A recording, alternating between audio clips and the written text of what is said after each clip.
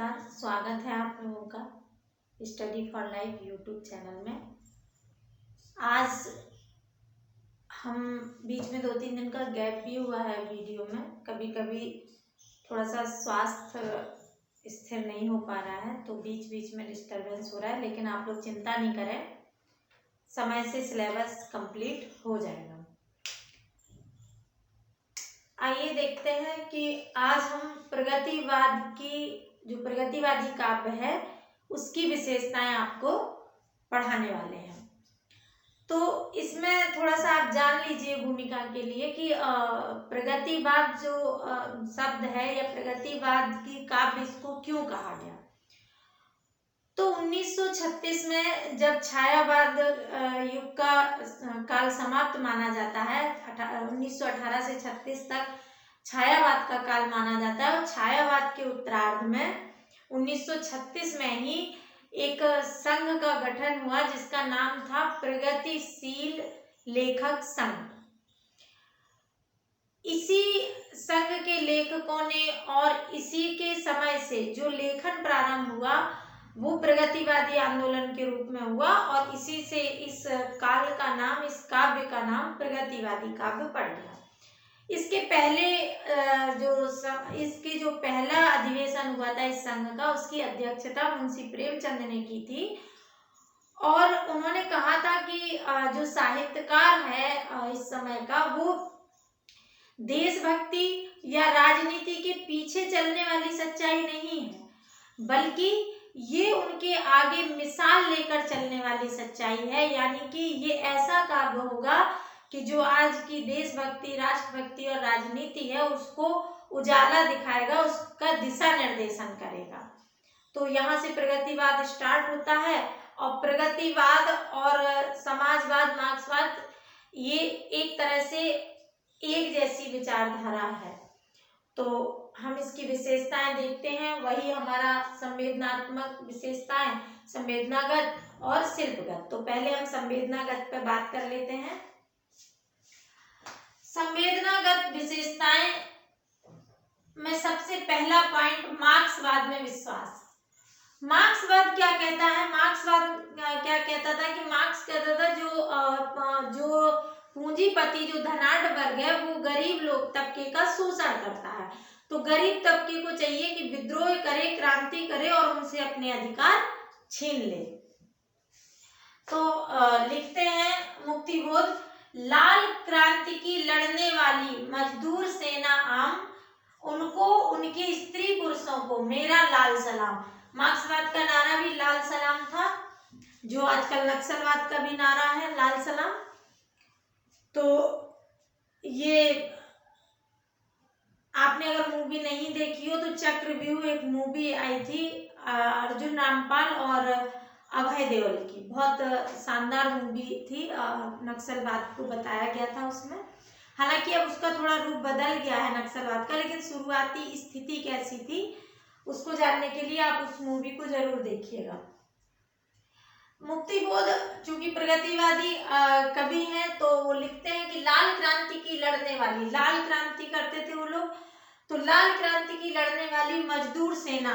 मार्क्सवाद किसको बढ़ा रहा था? मजदूर की क्रांति को जन्म दे रहा था।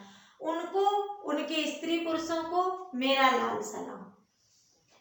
अगला पॉइंट है समाजवादी यथार्थवाद। समाजवादी, उस समय समाजवादी आंदोलन भी चल रहे थे, नेहरू भी समाजवाद को महत्व देते थे और भी अन्य थे जो समाजवाद का महत्व था, जिसमें सब के हित समान हो, सबको समानता का अधिकार मिले। तो उस समय जो स्थिति थी कि लोगों के पास खाने को नहीं था, इस तरह का था। नागार्जुन भी समाजवाद से जुड़े हुए थे, जयप्रकाश नारायण के आंदोलन से जुड़े हुए थे। नागार्जुन लिखते, ये मुक्तिबोध का है, ये नागार्जुन का है। अकाल और उसके बाद उनकी एक कविता है, बड़ी प्रसिद्ध कविता है, दाने आए घर के अंदर कई दिनों के बाद, घर भर की चमक उठी घर भर की आंखें कई दिनों के बाद। उनकी अकाल और उसके बाद एक कविता है, टाइटल है अकाल और उसके बाद। उसमें वो लिखते हैं, कई दिनों तक चूल्हा रोया, चक्की रही उदास, कई दिनों तक कानी कुतिया सोई उसके पास, कई दिनों तक लगी भीत पर छिपकलियों की गश्त, कई दिनों तक चूहों की भी हालत रही शिकस्त।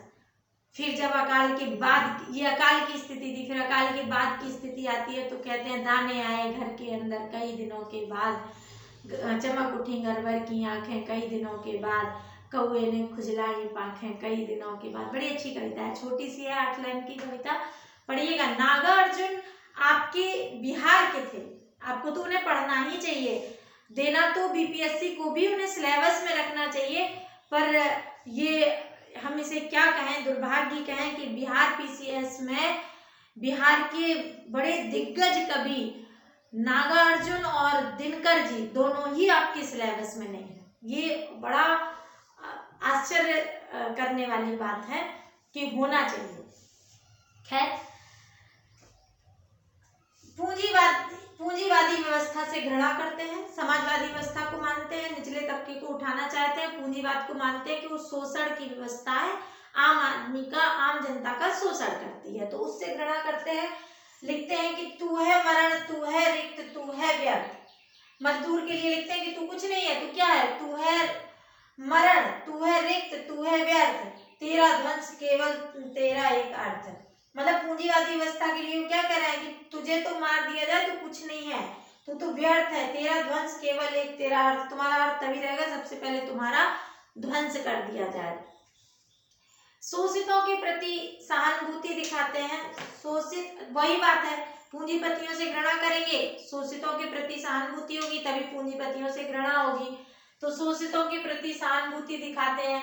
वो लिखते हैं कि जो मजदूर वर्ग है, आप एक चार्ली चैपलिन एक एक्टर थे पुराने, उनकी एक मूक मूवी है, आप देखिएगा, नाम शायद मजदूर ही उस मूवी का नाम है, आप उसको देखिएगा।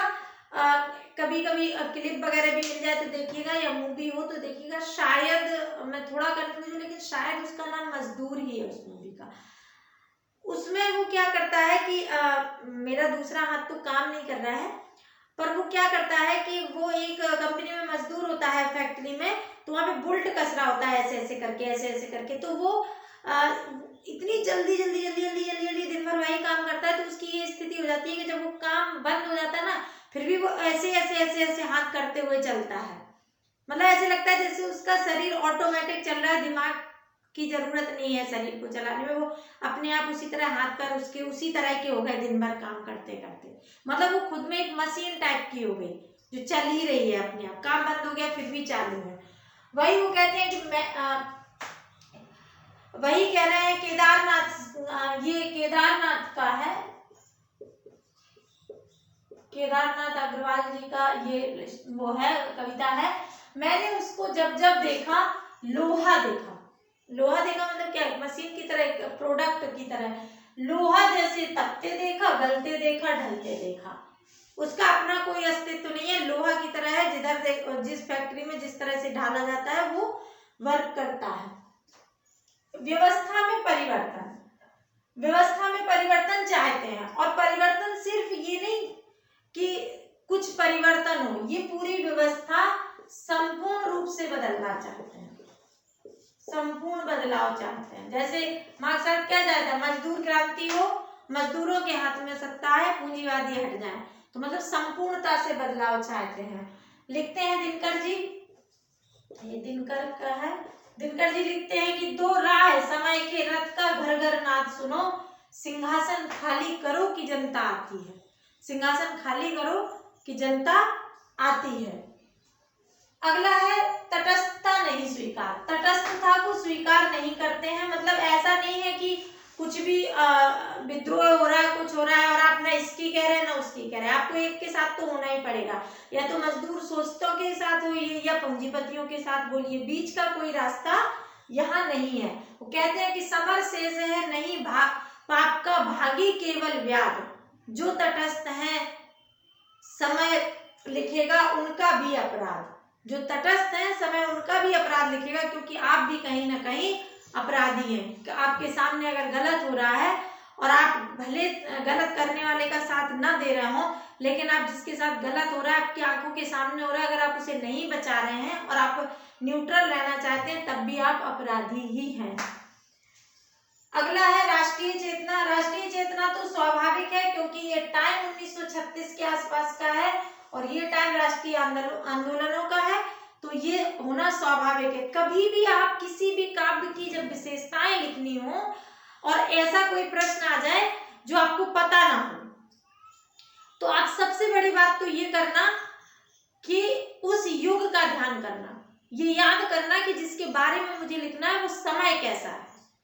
कविता पे उस समय का, उस युग धर्म का प्रभाव अवश्य ही पड़ता है। राष्ट्रीय चेतना, नागार्जुन कहते हैं कि जहां न भरता पेट देश वह कैसा भी हो महा नरक है। जब पेट ही नहीं भरता वो कैसा भी देश हो नरक ही है। कागज की आजादी मिलती ले लो दो दो आने में, कागज की आजादी मिलती ले लो दो दो आने में। ये एक तरह से बड़ा व्यंग है नागार्जुन का कि जो आजादी है ना वो खाली कागजों पर है, हमारी स्थिति अभी भी वैसी की वैसी ही है। आगे इस पे बना नहीं था, कुछ और लिख देती हूँ।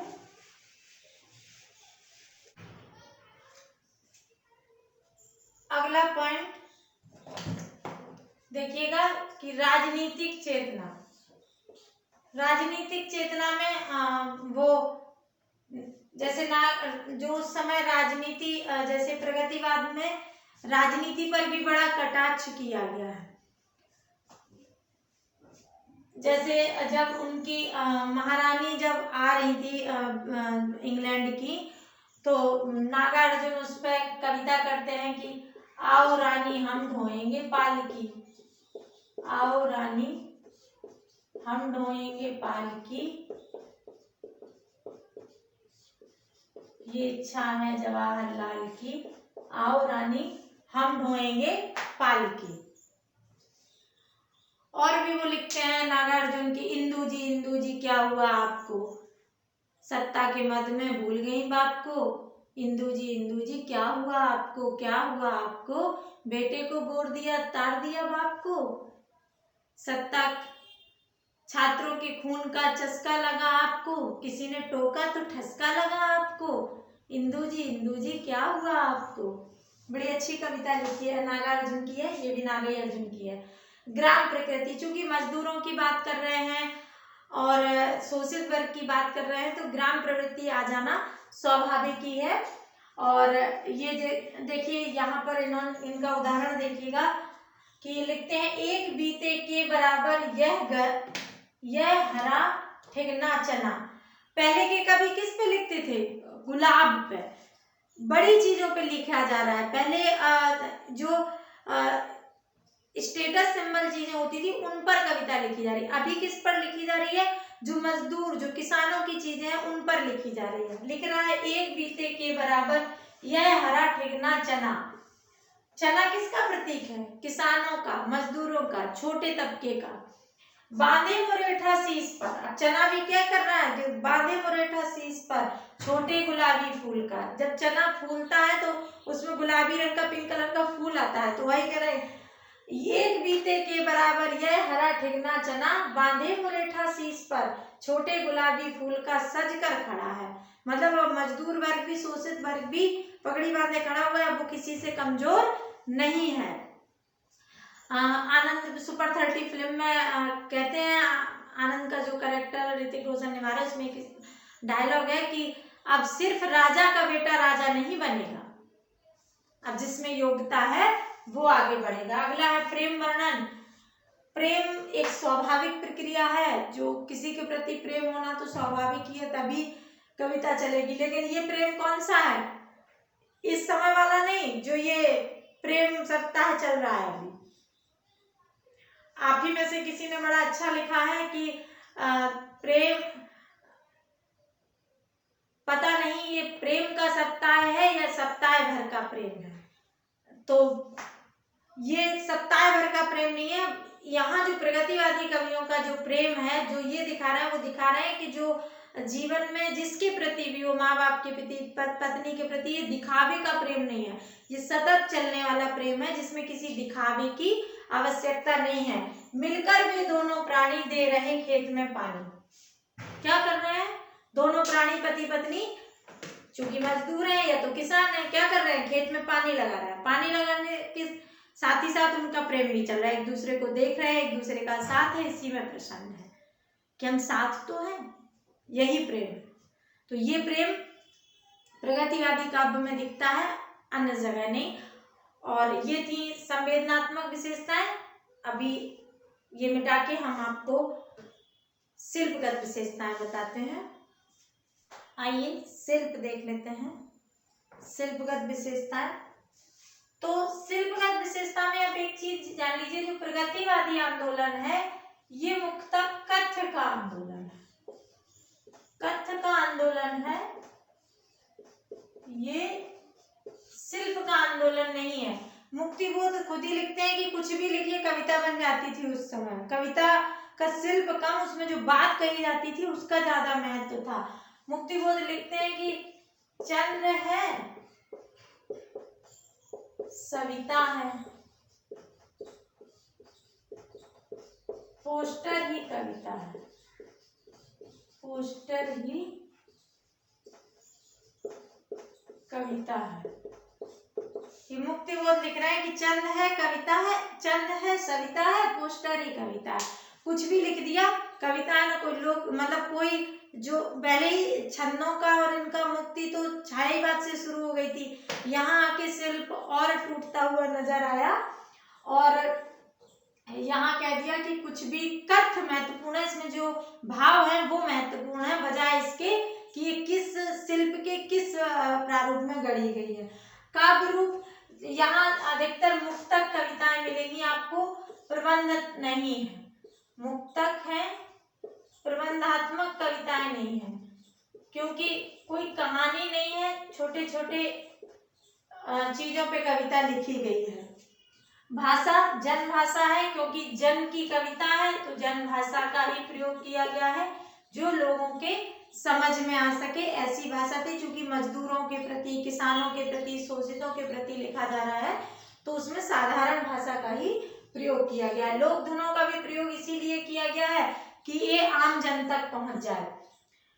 बिंब भी जो आम लोक बिंब होते हैं, जो आम जो ग्रामीण जीवन में जो बिंब होते हैं, जो प्रतीक होते हैं, उन्हीं का प्रयोग किया गया है। जैसे धूप चमकती है, चांदी की साड़ी पहने, धूप के लिए जो बिंब ग्रहण कर रहे हो, क्या कर रहे हैं, मायके में आई बेटी की तरह मगन है।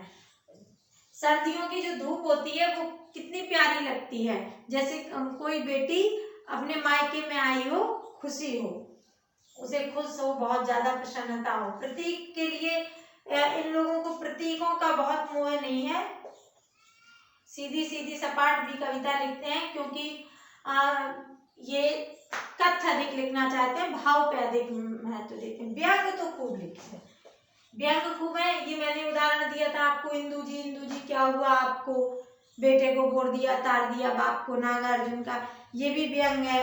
और है 10,000 मरे 10 लाख मरे, 10,000 मरे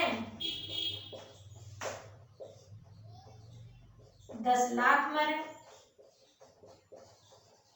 10 लाख मरे, झंडा ऊंचा रहे हमारा, झंडा ऊंचा रहे हमारा। 10,000 मरे 10 लाख मरे पर झंडा ऊंचा रहे हमारा, ये व्यंग करते हैं। तो इस तरह से आप प्रगतिवाद की प्रवृत्तियां लिख सकते हैं। इसके अलावा प्रगतिवाद से कोई प्रश्न पूछा नहीं जाता, यही आपके लिए पर्याप्त होगा। आप इसे तैयार कर लीजिएगा और आपको हमारे वीडियो कैसे लगते हैं ये कमेंट्स बॉक्स में बताते रहें, लाइक करते रहें और दूसरों को भी शेयर करते रहें, ताकि अधिक से अधिक लोगों को लाभ मिले। और वही हमारा चैनल भी सब्सक्राइब कर लें तो हमें और भी खुशी मिलेगी। धन्यवाद।